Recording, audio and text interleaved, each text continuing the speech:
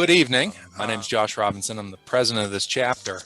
I'd like to introduce our speaker for the evening, Mike Skinner. Mike's a professional engineer living here in Denver, but his true passion is Polynesian Pop Architecture. In 2005, he produced a booklet, a Tiki tour of Southern California, which documents Tiki-inspired apartment buildings around LA. He's a frequent guest speaker at Tiki conventions across the country, and in 2011 produced a book entitled Tiki Architecture, the Fantasy World of Polynesian Pop Culture Design. Mike maintains the Caruso Society Facebook page, which is fantastic. If you don't follow that, be sure to check that out. This is a talk that I've been looking forward to for quite a while. So without further ado, Mike, the floor is yours.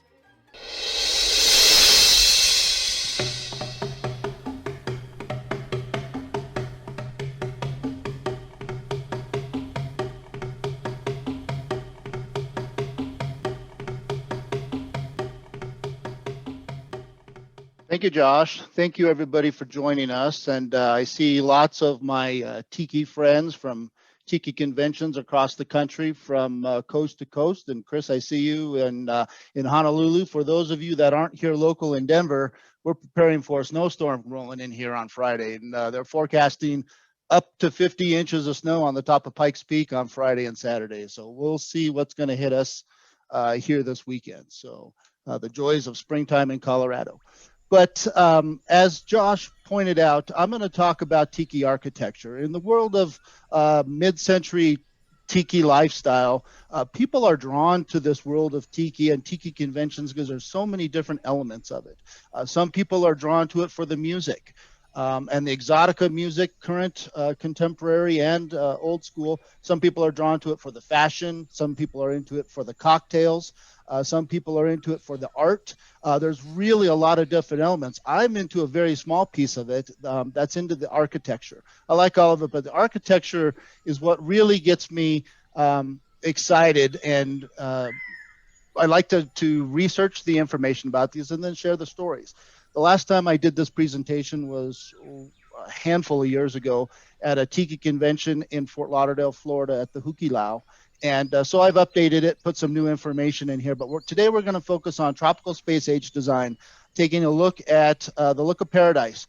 And what does the look of Tiki look like? And why does it look this way? So you would think, okay, I'm not an architect. I'm a civil engineer. I'm a roadway guy. A lot of my work is involved with CDOT. And asphalt. That's what I do in my professional life. So what am I doing talking about architecture? Well, when we talk about South Seas architecture, I think this is what people have in mind is different cultures, different architectural styles within the Polynesian Triangle. The Polynesian Triangle extends from Honolulu to New Zealand to Easter Island, and anything within that triangle is considered Polynesia. Anything outside of that triangle, mainly to the west, when you head towards the Philippines, is Micronesia. And so you'll see in the top right corner there, the style from Palau, that's Micronesia architecture. That's outside of the realm of Polynesia, but they all blend together. And what's interesting when we talk about this mid-century space age design is these true architectural styles very quickly fall away. And they become exaggerated. They get squashed and stretched, and roof lines are changed. And what we see becomes a very, very predominant architectural style is what you see in the bottom left-hand corner, the New Hebrides architectural style, and that easily translates into the A-frame. And that's what you see on a lot of Tiki restaurants. But this is what the architecture looks like in its natural form. This is in New Hebrides. That's a chain of islands between Fiji and New Caledonia and New Zealand down in that direction.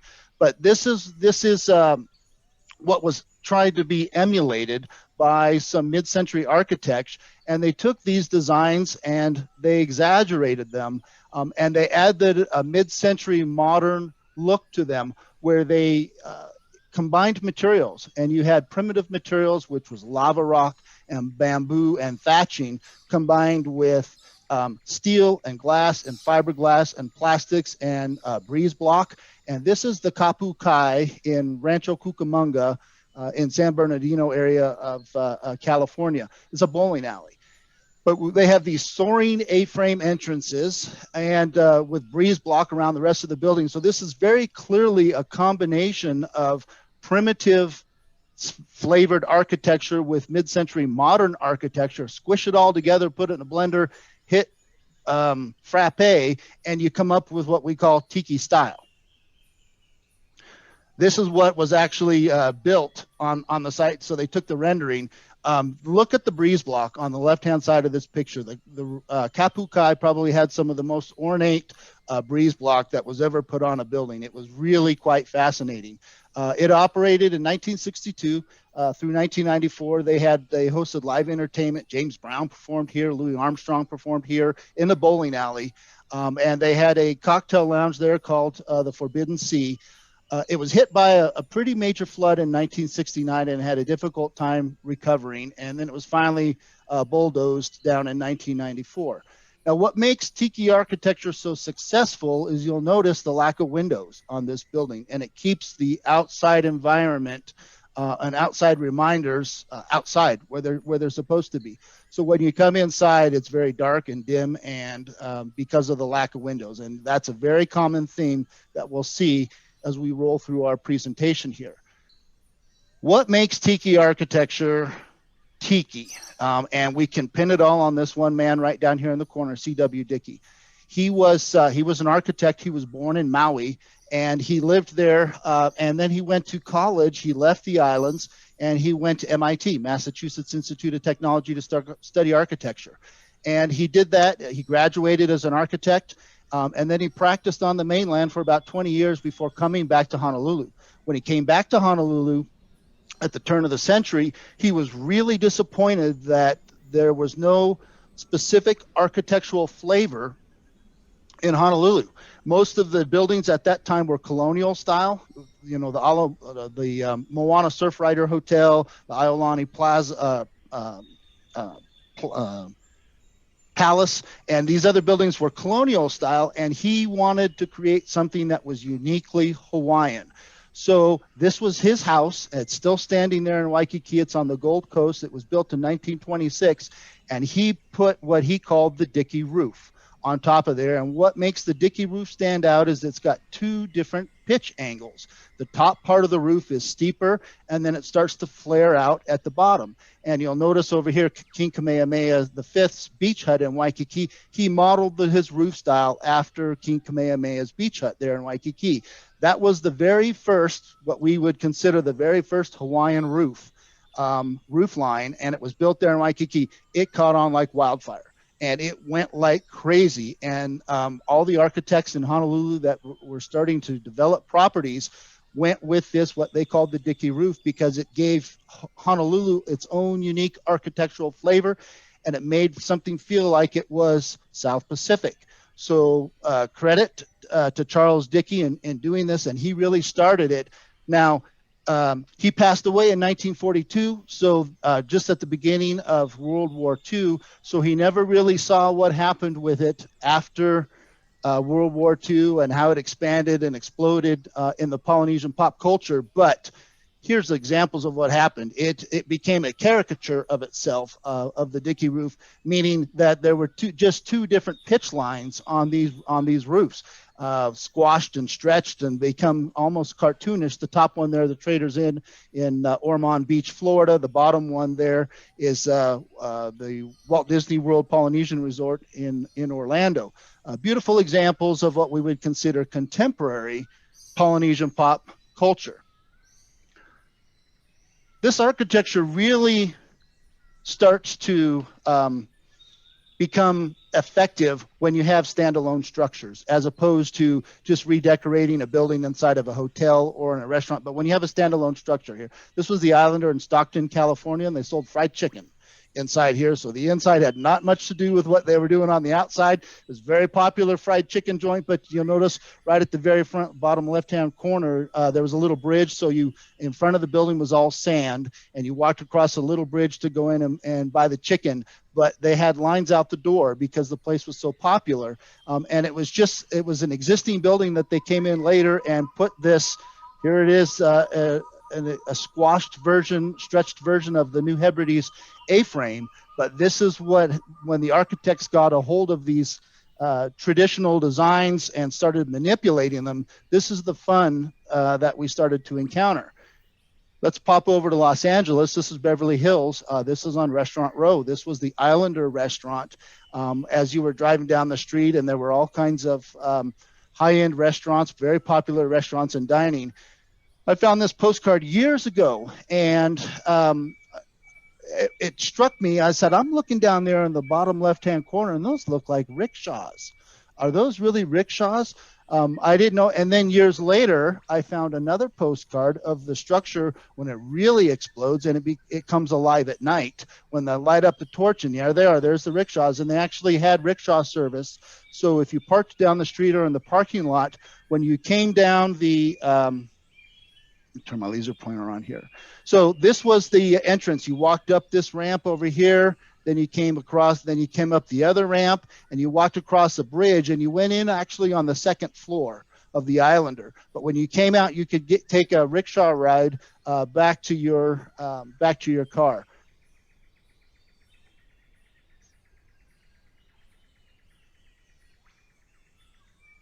There we go. So here's the entrance to the Islander after you come in on that second floor. You're walking across the bridge. There's native carvings on the wall, or at least interpreted versions of what they became with tapa patterns. There's a lagoon that you're crossing over. Right on the very bottom of the photograph was an outrigger canoe. And this was pretty common for Polynesian restaurants. Now, Los Angeles and Orange County was the hotbed. That's where a lot of this took off, but you could find this all across the country. You could find it in Cleveland, Ohio. You could find it in Detroit. You could find it in Indianapolis. You could find it in St. Louis. It was everywhere. The architecture started becoming more and more exotic, and this was a design, the concept design for Don the Beachcomber in Corona del Mar, which is right next to Newport Beach in Orange County, California. And you notice their Pope Corsair out front is has that curved ridge line and the gables with the open thing to simulate or represent the curved bow of a ship, reinforcing the thoughts of adventures in paradise and cruising the South Pacific.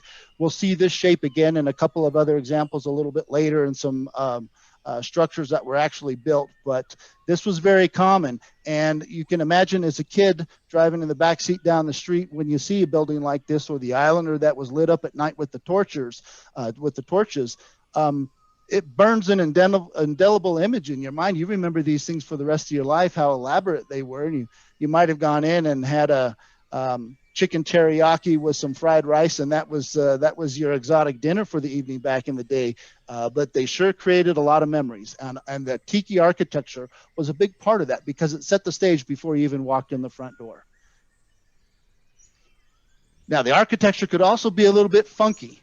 And this is the Don the Beachcomber's UFO version of their structures. And they had two structures like this. This is in Marina del Rey, which is just north of LAX Airport in Los Angeles. And they also had another standalone UFO version like this in Dallas, Texas. However, you look at this and go, where in the world did this concept come from? That doesn't look Polynesian at all. Where's the influence coming from? Well, it did. And it actually comes from the island of Samoa. And up here on the top, the smaller picture, that's a traditional Samoan fale, which is just a Samoan word for a building. But their fales are curved in nature like that. And then so down here in the bigger picture, this was the Lee Auditorium that was built in 1962. And it was designed by Honolulu architect Pete Wimberly, who we're going to talk about in a little while. But that was his modern interpretation of a traditional Samoan fale. So if we go back and we look at the Don the Beachcomber UFO style, it's really not outside the realm of what you did see in Polynesia. It was really just unique to Samoa. We didn't see these curved type buildings outside of the island of Samoa. But then things got crazier, and they got stretched, and they got even more exaggerated. This was the Java Lanes bowling alley in Long Beach, California, and it's a beautiful combination of primitive and modern, with breeze block and waterfalls and lava rock and steel and glass and structures. And again, notice the lack of windows. This was an operational bowling alley, but they had a cocktail lounge inside there, and it was right on Pacific Coast Highway. So while you're driving down Pacific PCH, you saw this screaming, soaring A-frame launching out towards the street, and again, reminiscent of Polynesian architecture. I think most of us in this room know these two men, maybe not by picture, but we know them by name. This is Louis Arma and Eldon Davis. This is Arma and Davis, and they're known for mostly their coffee shop architecture, Googie architecture. They both went to school, the USC there in Los Angeles. They went to the USC School of Architecture, and they formed their partnership in 1947. And they were known for their modern coffee shop design. But as modernism grew, they also expanded into the world of Tiki, and we'll find several examples that we talk about today, where they actually designed Tiki work outside of a traditional coffee shop. Here's an example that they did for the Kona Kai restaurant. This was attached to the Marriott hotels. So hotels quickly discovered that Polynesian restaurants were a big moneymaker for them. So Trader Vic's attached themselves to the Hilton, the Kontiki chain attached themselves to the Sheraton, and the Kona Kai restaurant chain attached themselves to Marriott. And so those of you who may remember way back in the day here in Denver, when the Denver West Marriott opened up in the the mid 1980s out there in Denver West in Golden, they actually built a Kona Kai when that hotel opened. I think it was 1983. I actually took my prom date to the Kona Kai there when it was still there. So even into the early 80s, we were still getting brand new Polynesian restaurants in Denver. We were about 10 years behind the curve here in Denver. So our stuff lasted much longer here than a lot of it did around the country. But this is Arma and Davis's designs for their entrance, and the hornbill that was supposed to that graced the A-frame entrance. And they were full service, so they designed everything, as we'll see here in just a minute. This was the example. This is the side entrance. You could either enter through the main lobby of the Marriott, or you could come through the side entrance. And there's the hornbill up there behind the neon Kona Kai sign. It's kind of hard to see in this picture, but that's all decorative breeze block. And then you'll notice inside of the A-frame, different various Polynesian patterns, color schemes, and tapa patterns. But then once you walked inside of the Kona Kai is when you would discover the Wonderland. And here's a great example of even Arma and Davis were doing Tiki designs. And so I've shown those over here on the left-hand side. These were their plans. And then you can see how the Tiki actually turned out. It was an exact replica of what they designed. So this was the interior of the Kona Kai. And as you walked across the bridge, notice the fence posts. Those are all carved Tikis. The posts inside of the restaurant are all carved Tikis. As you cross over the bridge, you'll see a little sign just below the two green fish balls that says the Tonga Room. That's off to the right. And then if you can proceed further, you go down that little bridge into various different dining rooms. But kind of the hallmark of what they were doing at the time were having these meandering streams roll through the restaurant. So over here at the top on the left, you had water spilling out of these man-eating clam shells, and it would wind its way through the restaurant and set the environment. And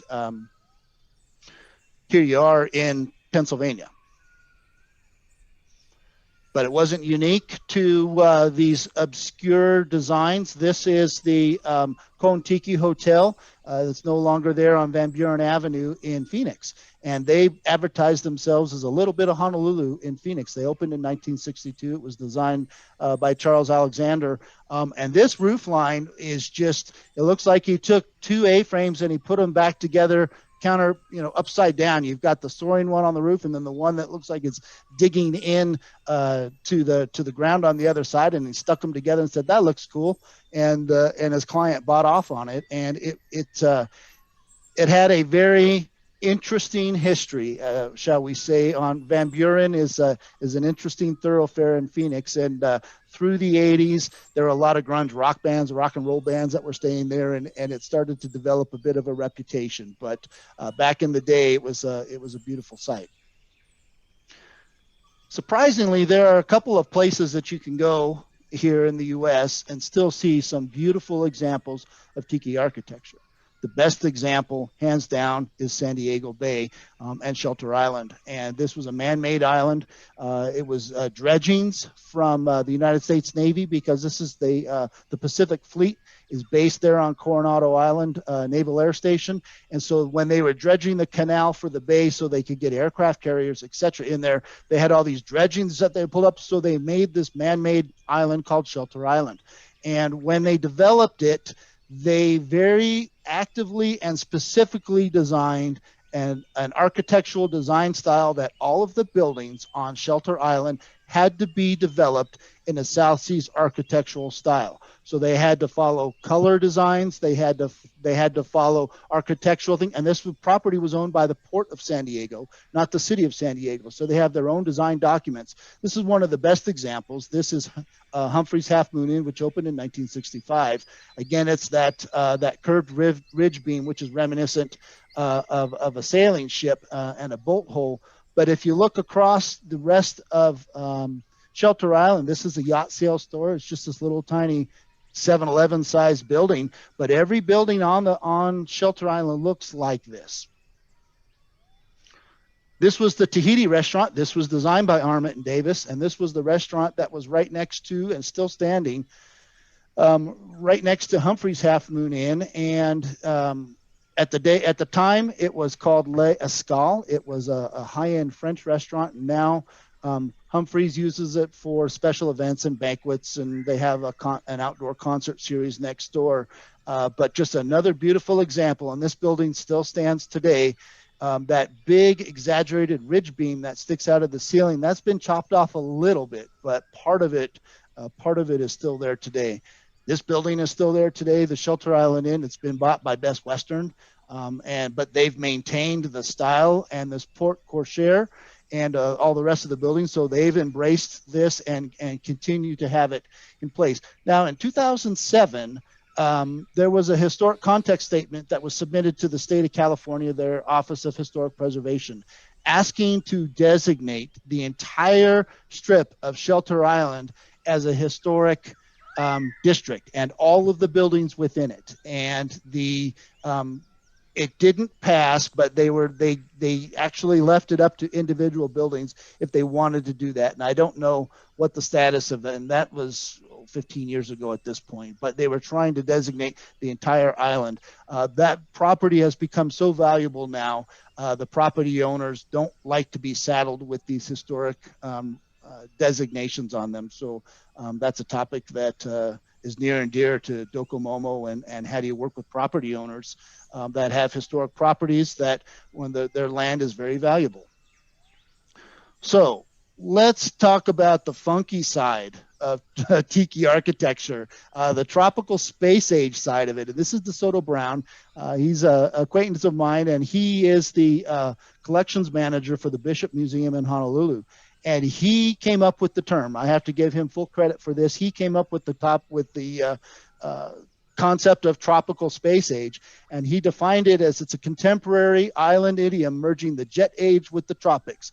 Perfect example of what was happening in Honolulu in 1959. Lots of things were happening there. August of 1959, Honolulu achieved statehood, and the tourism floodgates opened, and Hawaii welcomed that. And so lots of activity started coming into Honolulu. These are two examples of modern style coffee shops, the Tops and Coco's, and these were designed by Honolulu architect Pete Wimberly.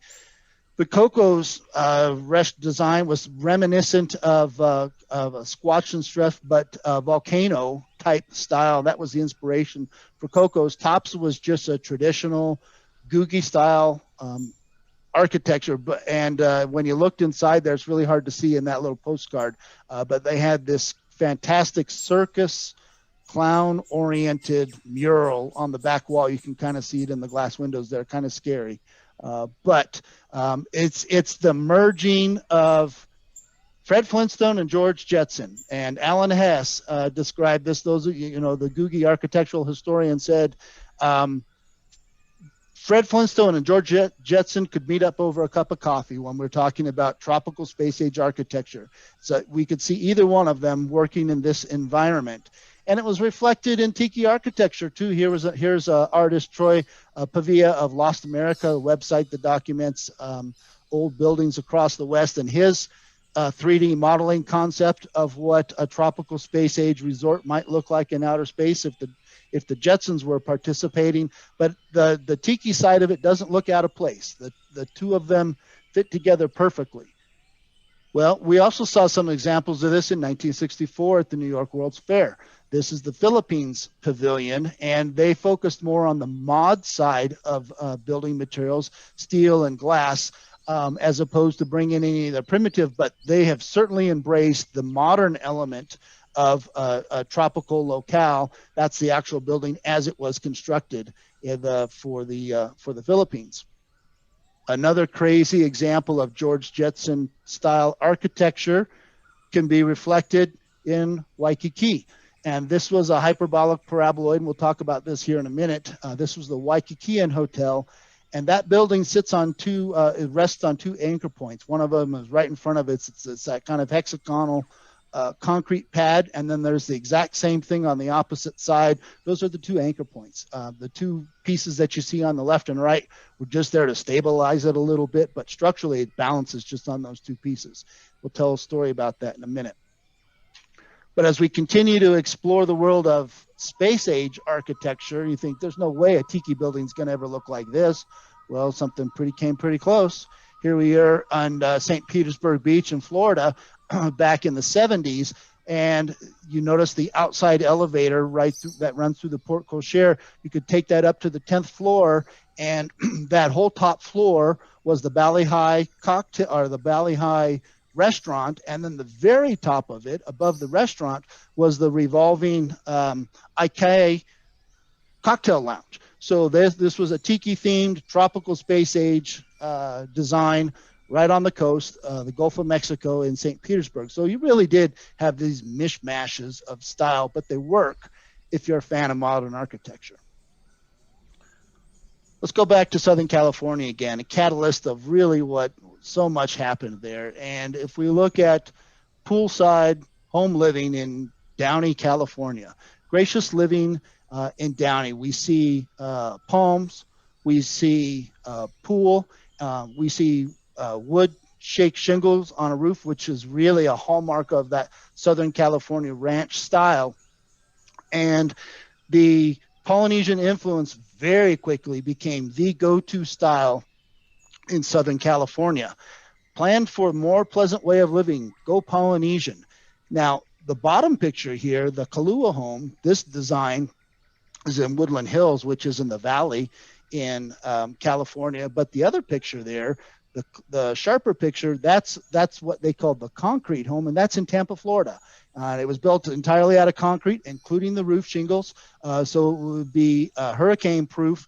But these style homes, mostly single story ranch style design with the dicky roof on there, squashed and stretched, or some of them may have an oriental type flavor to them. Some of them may have more mod feeling. Some of them may have more Polynesian.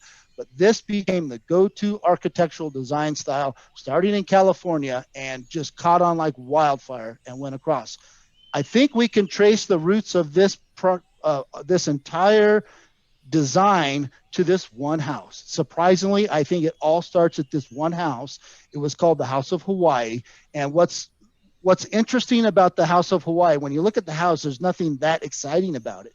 But look at the headlines there from the Los Angeles Times. Look at the date. That's what's interesting about it. This is 1950. So this is really, really, really early Tiki architecture. Tiki architecture didn't hit its stride till about 1959 to 1962. That was the key point of development. So this is almost 10 years ahead of time.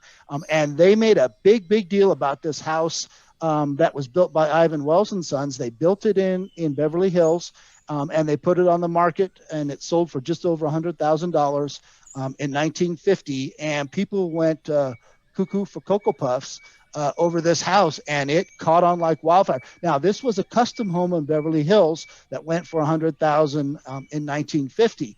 And 5 years later, this same developer, Ivan Wells and Sons, took that whole concept because it was so popular and brought it to the masses. This was a 2-page spread in the Los Angeles Times in June of 1955, and they continued the concept of Hawaiian architecture, but this time they were marketing for tract homes, medium price homes, and this was being developed in Anaheim, California.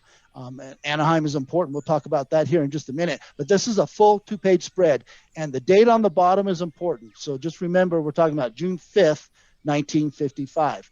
The names of the floor plans are all exotic, Aloha, the Leilani, the Mauna Loa, but look at the actual pictures of the homes themselves. They're not that exciting. It's pretty traditional Southern California tract homes. They're not as exotic as they're played out to be.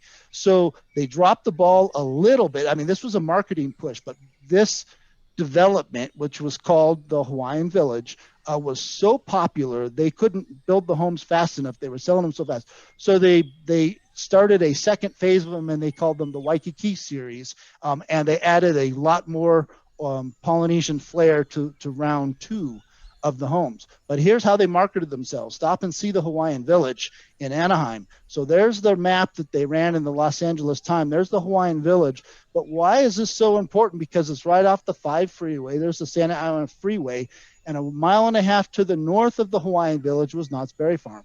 Well, if you're only a mile and a half from Knott's Berry Farm up north, what does that mean? What's down south? You're only about 3.5 miles from Disneyland.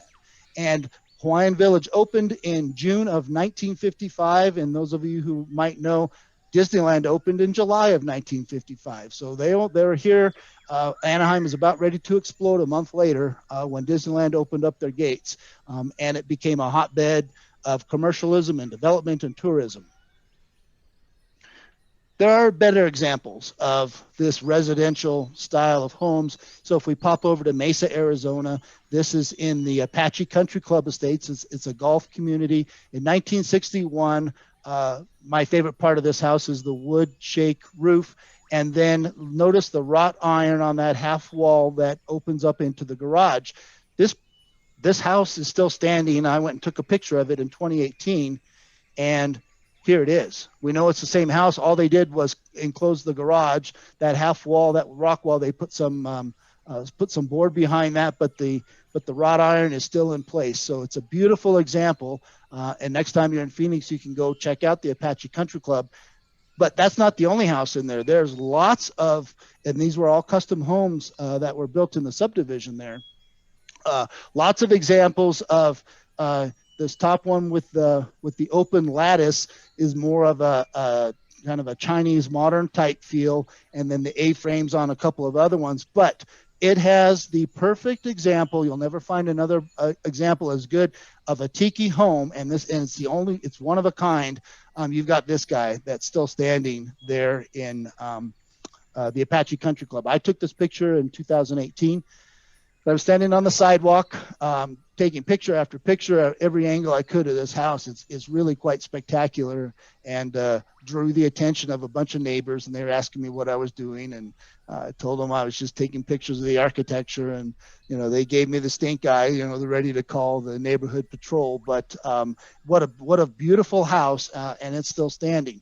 Now, this tiki architecture style also translated probably even better to multifamily from single family. And again, it started in Los Angeles area. This is the Samoa apartments in Pico, Rivera. Sometimes it's a simple 3-story structure with a tiki or 2 out front with a dicky roof on top, and that it became something that simple. Right down the street, also in Pico Rivera, you had the Kapu Kai. They took it a little bit further, and they put some decorative outriggers, some tiki themed and carved outriggers on the front entrance. You'll also notice at the very top of the building, there's a gas torch all the way at the top. So at night, they would light that and draw attention to the kapu kai. So some of these buildings became more and more and more elaborate until you got to this. This was the abandoned village at the Shelter Isle Apartments. This was the courtyard of the apartment complex. And I have to read this description here. It says, as one leaves the recreation area and leisurely meanders along the winding pathways, he suddenly finds himself amidst the ruins of an abandoned village. Here, the remains of a native settlement stand lonely beside a small lake fed by turbulent waters, cascading down the lava-covered sides of a seething volcano. I want to live here, right? And this is, as a Tiki file, this is where I wanted to. This was kind of the Shangri-La of Tiki apartments. They weren't, not all of them. In fact, there were only a couple of them that were quite this elaborate in their pool. But I tracked down the developer of this property back in 2017, and I found him, and he's living in Newport Beach. His name's Robert Mayer, and I sent him a letter. And I found every picture I could of his old apartment buildings, sent him these pictures, some newspaper clippings, and on the right-hand side in that picture up on the top there, Bob is in the middle. He's the short fellow. That's Bob Mayer, and this was his company. And he specialized in developing Polynesian-themed apartment buildings in Southern California. He did the Islander, he did the Shelter Isle, he did the Pele, he did the Coral Reef, and this was his home, or his company was known for this exotic landscaping, and he soon quickly became the #1 apartment complex developer in Southern California. Well, I sent him this letter with all of these pictures about these properties that he had done back in the early 60s, and he wrote back to me and he said, who the hell are you? And, you know, I had forgotten all about these projects, and it was great to see all of this. He sent me a copy of his book. That's Bob there when he published his book, Tales, Trials, and Truisms from an Amazing Life of a Pioneering Southern California Developer. And inside of his book, he's got this picture of Bob, and that's him on the right at the grand opening of the Shelter Isle Apartments that we just saw the picture of the abandoned village. And so they're dressed appropriately for the opening luau at the now. I've said that was the end-all be-all, but that's not exactly right. There is one more apartment complex that's probably even grander, and this was the Polynesian Village in Playa del Rey, which is just on the north side. It's not there anymore. Just adjacent to LAX Airport in Los Angeles. Arma and Davis designed this apartment complex. And there were water features like this throughout the property. And you'll notice you've got a waterfall here. You've got almost kind of Disney cartoonish tikis scattered through the property. You've got these gas jet vents that bubble up through the water and then are ignited. So you have this mishmash of fire and water playing off of each other. Again, this is just landscaping at your regular apartment complex. So if I was in LA at the time, I'd have a hard time deciding if I wanted to live in Shelter Isle or the Polynesian Village. Maybe I'd have an apartment in both. But these were the patios for the properties there. And you had your automatic, every patio had its own set of unique tikis, and they weren't repeated. So you had tikis that were spread throughout the ground, but you also had them on your individual patio. Now the whole property came down about a decade and a half ago or so, and it's condos now. It's been redeveloped into multifamily, but this is what the property looked like. Sorry for the resolution. It was a little tiny photo in a marketing brochure, but from Pershing Drive, this is what it looked like at night. This looks like Disneyland. This doesn't look like an apartment complex where you're living your regular life. So these were probably the grandest set of Polynesian apartments that could be found in Southern California. But they did exist around the rest of the country, just not quite to this extent. So let's talk about a couple of specific architects, and then I think we'll open it up for questions if anybody has any questions. But this is Pete Wimberly. And Pete went to the University of Washington. He graduated in 1937, and when he graduated, he moved to Hawaii, and he became a journeyman architect for the United States Navy pre-World War II. He was there before the bombing of Pearl Harbor. After World War II, he started the architectural firm of Wimberly and Cook with his partner Howard Cook. Wimberly and Cook is probably the preeminent go-to resort architecture firm that was doing design work across the Pacific at that time. The firm still exists. It's grown, expanded. There are new partners involved there.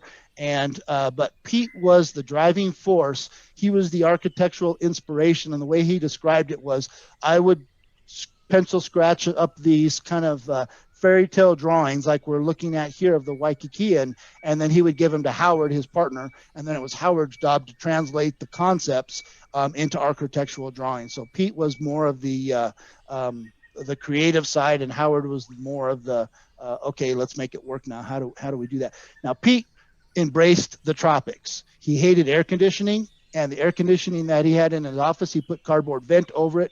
He wore Bermuda shorts and sandals to work every day. He embraced the Hawaiian lifestyle.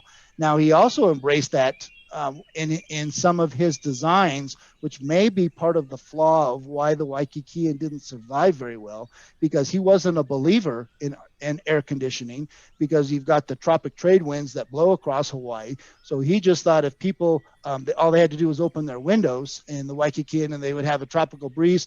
That doesn't work today. People want internet access. People want air conditioning.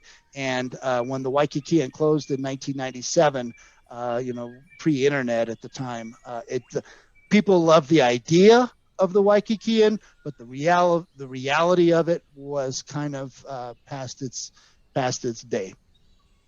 But Pete was a big believer that when tourists came as part of the jet age, when 1959, when tourists were coming, that they wanted to stay someplace that looked like it belonged in the Pacific. They didn't want to stay in a New York looking hotel. He was specifically referencing the Royal Hawaiian Hotel, the Pink Palace on Waikiki Beach, or the Surf Rider. So he embraced this concept of coming up with these Polynesian absurd designs for the Waikikian, and they marketed it as Hawaii's most beautiful hotel.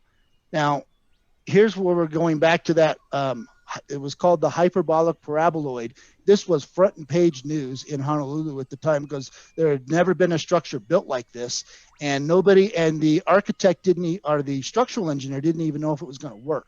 And Pete convinced the guy, I made the model, it'll work just fine. So they were putting down these fur strips, building the building, and it didn't have that sag like we see in the building here. And the structural engineer and the contractor called up Pete and said, your design is flawed here. We can't make this work. And Pete's so he came down to the site and he pulled all the everybody that was on site, and they climbed up on the top of the roof, and they got right in the middle of the low point, and they all started jumping on the roof, and the roof just kind of snapped into place. And once it snapped into place, it did exactly what it was supposed to do. And in order to keep that shape, what he had to do was he then designed, there were two big tiki heads on each of those points that were going skyward, and he strung a high tension wire. It was very small, so it wasn't very visible, but he strung a high tension wire between those two tiki heads, and it kept the two edges of the building bent up like this, so it forced the curve in the bottom, and it kept it in place. And it became a landmark in Honolulu. It became a landmark in Waikiki to stay at the Waikikian. Became so popular they had to build a 6-building apartment complex next to it, and that entire top floor was a penthouse that overlooked the top of the Waikikian out into the beach. 2008, like I said, the concept, the idea of the Waikikian was popular, but the reality of staying in a property like that just didn't exist. And it closed in 1997, and in 2008. The Hilton Hawaiian Village, which is right behind them, paid $200 million for that piece of property where the Waikikian sits, and they constructed an extension of the Hilton Hawaiian Village that you see there on the right now. That picture is taken almost exactly from the same spot. You notice the road, it's making that same bend and that same curve. So this is standing right next to the Ilokai Hotel, right there in Waikiki. But Pete was also responsible for some of the other iconic Polynesian architecture that could be found in Waikiki that's not there anymore. Most notably, the International Marketplace. Pete was very good friends with Don Beach, aka Don the Beachcomber. And Don had this grand idea to build the International Marketplace to include a Don the Beachcomber restaurant, but also a shopping village and showcase different cultures from around the Pacific. And he hired Pete to design the entire marketplace plaza.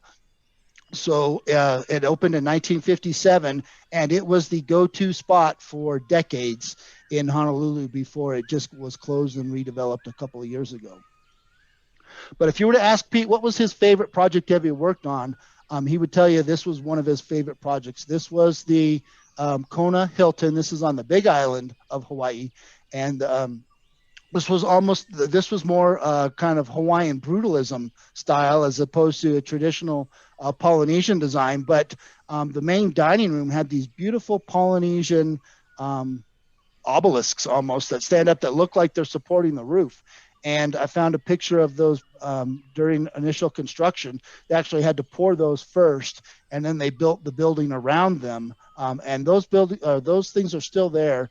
It's a Don the Beachcomber restaurant right now. So next time you're in Kona and you're looking for a cocktail, go stop in there. It's called the Royal Hawaiian now. It's not the Kona Hilton anymore, but it's a great place to stop. And then here's another great example of Pete's architectural work, and this is the Hotel Tahara in Pape, Tahiti.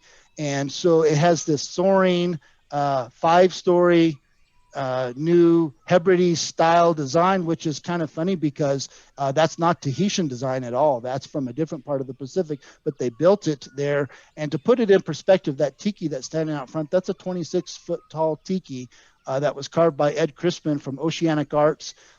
Ed did a lot of work for them. He went and carved all the tikis for SeaWorld in San Diego when they opened. And that's in one solid piece, and they had to put it on a big shipping container and ship it from Whittier, California, where it was carved, to Tahiti. They actually didn't carve that. That's not a Tahitian carving at all. But here's another picture of the Hotel Tahara, and it's built on this cliffside, and every room has a view of Papeete Bay, which is the main the bay right there in the main city of Tahiti. Beautiful example. And this is the kind of architecture that Pete was known for in his firm. And they did these kind of resort developments across the Pacific, and they still do that today. I think the last architect we're going to talk about today is this fellow right here. This is George Nakashima. And George has a great story, and the restaurants that he was involved with are endless and timeless, and we'll talk about a few of them.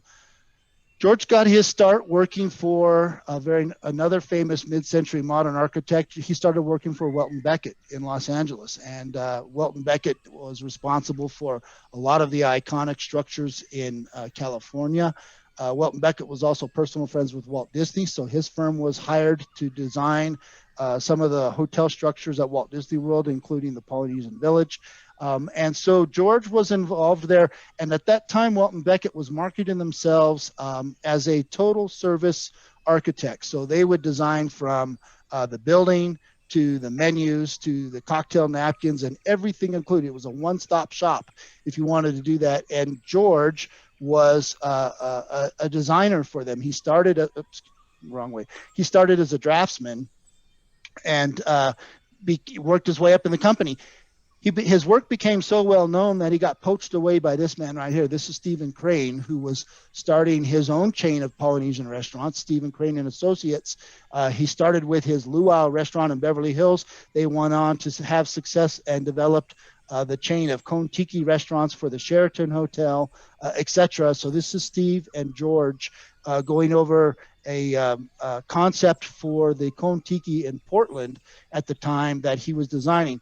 Well, George was the restaurant designer, but he also had an art director that worked with him and became his lifelong partner, working partner. And it was this man right here. This is Florian Gabriel.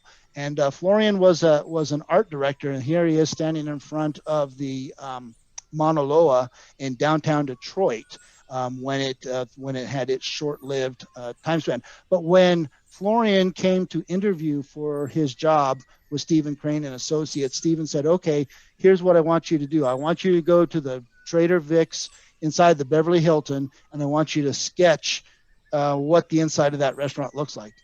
That's your job interview. So Florian did, and the picture on the left there is what he developed. That's his sketch, and on the right is an interior shot at the time of Trader Vic's. He brought this back to Steve Crane and showed it to him. He said, "Here's what I can do," and he said, "You're hired. Go work with George." And Florian, he went by Gabe.